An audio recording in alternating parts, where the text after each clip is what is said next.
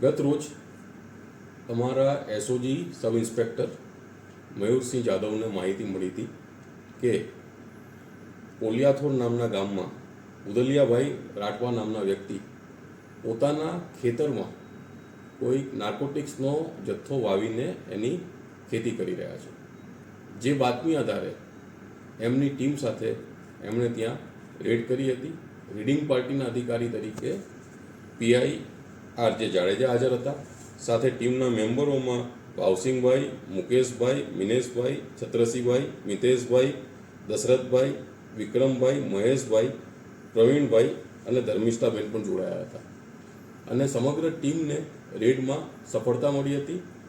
78,15,000 રૂપિયા જેટલો અને 156 કિલો અને 300 ગ્રામ જેટલો ગાંજો ત્યાં તેમને મળ્યો હતો।